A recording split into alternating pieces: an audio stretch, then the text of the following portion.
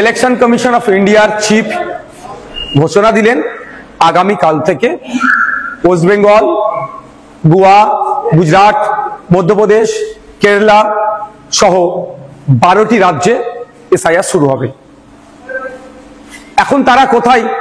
তাদের বক্তব্য শুনতে আমার ইচ্ছে করছে। যারা বলেছিল পশ্চিমবাংলা এসআইআর হতে দেব না, করতে দেব না, তাদের অবস্থান কি? আটকাতে পেরেছে?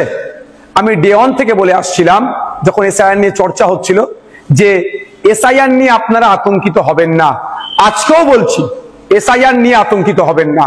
আপনাদের ডকুমেন্টস আপনারা রেডি করুন। ইলেকশন কমিশন অফ ইন্ডিয়া তার ওয়েস্ট বেঙ্গল সাইড থেকে, ওয়েস্ট বেঙ্গল স্টেটের সিওর মাধ্যমে যে এসআইআর করাচ্ছে, কোনো বৈধ ভোটারের নাম বাদ পড়বে না।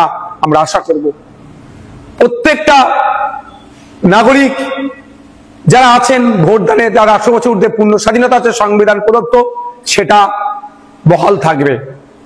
এখন প্রশ্ন হচ্ছে, যারা বলেছিল এসআইআর করতে দেব না, তাদের সরকার প্রায় 90,000 অফিসার ইসিআই কে দিচ্ছে দ্রুততার সাথে এসআইআর করার জন্য। এখন অফিসারগুলো এসআইআর করতে যাবে, বুথ ধরে যাবে। আমি অনুরোধ করব আপনাদের কাছে, এটা নিয়ে কেউ উত্তেজিত হবেন না। কারণ এই অফিসার যারা যাবে, তাদের আপনারা একটা বিষয় নোট করে রাখবেন, সেটা তার নাম, তার কন্ট্যাক্ট নাম্বার, সে কোন ডিপার্টমেন্টে চাকরি করে, আর তাকে এসআইআর এর জন্য ইনক্লুড করা হয়েছে তার প্রমাণপত্র আপনারা নিয়ে রাখবেন। যদি অফিসার কোনো বৈধ ভোটারকে ডি ভোটার, ডাউটফুল ভোটার, অবৈধ ঘোষণা করে, তার বিরুদ্ধে আইনত লড়াইয়ের একটা জায়গা থাকবে। এই লোকটি কে ছিল, 1 নম্বর কথা। দ্বিতীয়ত, কেউ যদি আপনাদেরকে উত্তেজিত করার চেষ্টা করে, আপনারা কারো কথায় উত্তেজিত হবেন না।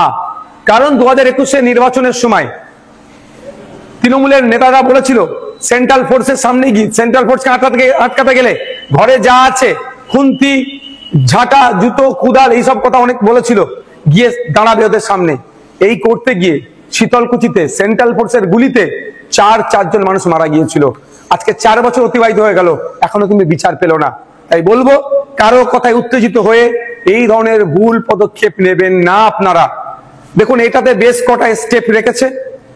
প্রায় 1 মাস বুথ লেভেল অফিসারদের কাজ হবে বাড়ি বাড়ি গিয়ে এইগুলো সার্ভে করা, এই নির্দিষ্ট প্রক্রিয়া সম্পূর্ণ করা।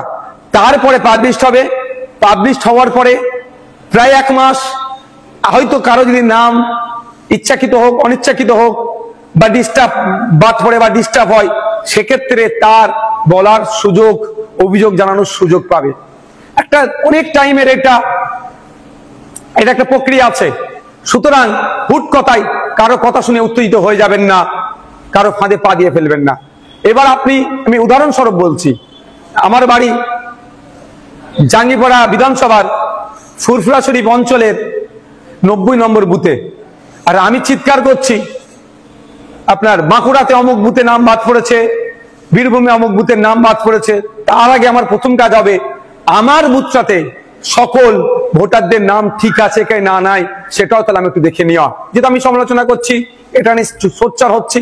আমাদের বুথের রাম কাকা, রহিম চাচা, ফতেমা মা বা সীতা মায়ের নাম ঠিকঠাক আছে কি বৈধ ভোটারগুলোর, সেইগুলো একটু আমরা দেখে নেব। যখন বুথ হয়ে যাবে, অঞ্চল দেখব সবার ঠিক আছে নাকি। অঞ্চল হয়ে গেলে বিধানসভা, বিধানসভা হলে জেলা, জেলার পরে রাজ্য। সুতরাং আমার বলার এটাই বক্তব্য, কারো কথায় উত্তেজিত হবেন না। উত্তেজিত তারাই করতে চাইছে যারা রাজনৈতিক কারবারিরা। এই রাজনৈতিক কারবারিদের ফাঁদে পা দেবেন না। আর এসআইআর নিয়ে অযথা আতঙ্কিত হবেন না। আপনার কাছে যে ডকুমেন্টস আছে যথেষ্ট এসআইআর এ, অর্থাৎ নাম থাকার, অর্থাৎ বৈধ ভোটার হয়ে থাকার। তারপরেও বলে দিচ্ছি আপনাদের, আমরা ইন্ডিয়ান সেকুলার ফ্রন্টের পক্ষ থেকে হেল্প ডেস্ক আমরা করছি, এবং ভাঙনের জন্য স্পেশাল হেল্প ডেস্ক আমি করব।